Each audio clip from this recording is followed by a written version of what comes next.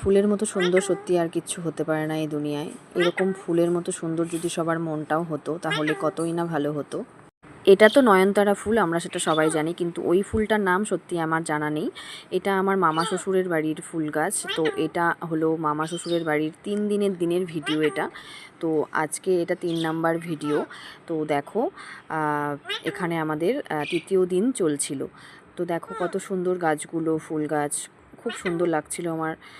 তো সেগুলো একটু ক্যাপচার করে নিলাম। আর এটা দেখো কি বলো তো, এটা হলো কমলালেবু গাছ, একদম ছোট্ট ছোট্ট হয়ে আছে, মাত্র ধরেছে। তো এগুলোই কিন্তু ছোট ছোট বাচ্চারা এগুলো নিয়ে নিয়েই খাওয়া শুরু করেছে। ভীষণ টক, আমিও একটা মুখে দিয়ে দেখেছিলাম, তো দেখি ভীষণ ভীষণ ভীষণ টক। হ্যালো এভরিওয়ান, তোমরা সবাই কেমন আছো? আশা করি সবাই খুব ভালো আছো। আমিও বেশ ভালো আছি, তোমাদের ভালোবাসা। তো আমার আর একটা ছোট্ট মিনি ব্লগে সবাইকে অনেক অনেক ওয়েলকাম। তো এখানে চলছিল সকালের খাবার। এখানে ছিল গরম গরম রুটি আর মটর আলু দিয়ে ঘুগনি। রোজ রোজ তো আমরা একই খাবার খেয়েই থাকি, তো মাঝে মাঝে একটু অন্যরকম খাবার হলে মন্দ কি বলো? বেশ ভালোই লাগছিল। হ্যালো, আমরা খাচ্ছি রুটি।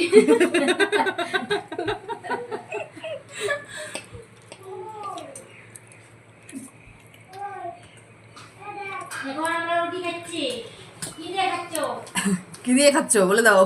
এই তো ঘুগনি, মটর আলু দিয়ে ঝোল, ভালো করে বলে দাও। এই তো আমাদের মামিও আসতেছে ব্লগে। আমি সামনে যাব না। তারপরে দুপুরবেলা এবার কি খাই জানি না। বাড়ির পেছনের দিকেই একদম নদী, তো বিরাট বড় নদীটা।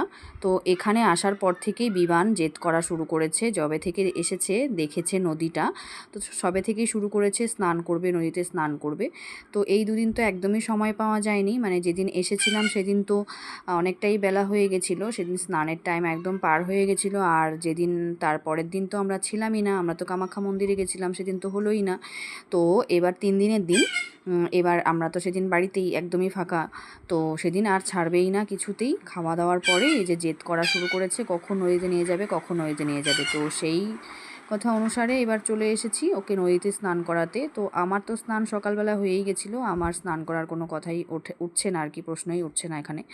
তো এখানে এই যে বাবা, মেসো আর সন্টি, এরাই সবাই মিলে এসেছে স্নান করতে। তো দেখো নদীটা কত সুন্দর, আর কাশফুল দিয়ে একদম চারিদিকটা একদম ভর্তি। তো কাশফুলগুলো মানে একটু মরে মরে যাচ্ছিলো।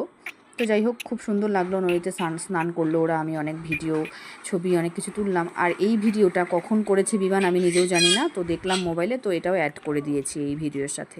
খাওয়া দাওয়ার পরে